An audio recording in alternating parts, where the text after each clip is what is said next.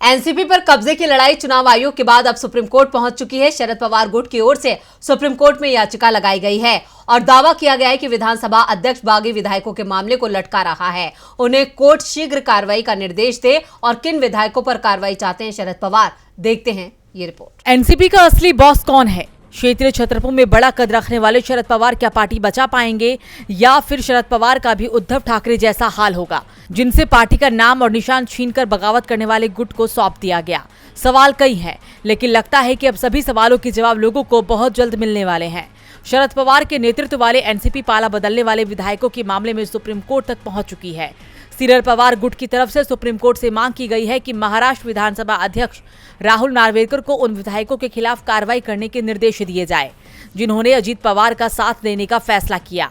विधायकों के इस कदम से एनसीपी भी दो गुटों में बंट गई है, जिसमें से एक गुट अजीत पवार के साथ है। सुप्रीम कोर्ट राष्ट्रवादी कांग्रेस पार्टी यानी कि एनसीपी के शरद पवार गुट की एक याचिका पर सुनवाई करने के लिए तैयार हो गया है। कोर्ट की तरफ से 13 अक्टूबर की तारीख सुनवाई के लिए तय की गई है।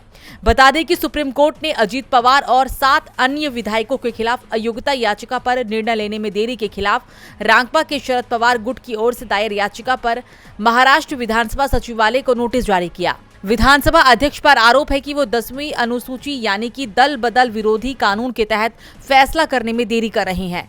मुख्य न्यायाधीश टी.वाई. चंद्रचूड़, न्यायमूर्ति जे.बी. पारदीवाला और न्यायमूर्ति मनोज मिश्रा की पीठ ने एनसीपी नेता जयंत पाटिल की याचिका पर ये नोटिस जारी किया है। बता दें कि केंद्रीय चुनाव आयोग में अब सुनवाई के दौरान शरद पवार की गुट की तरफ से ये भी दलील दी गई है कि 99% संगठन उनके पास है। चुनाव आयोग में शरद पवार की तरफ से कहा गया था कि पार्टी में कोई भी फूट नहीं है, कुछ विधायक अपने स्वार्थ के लिए पार्टी छोड़कर चले गए हैं।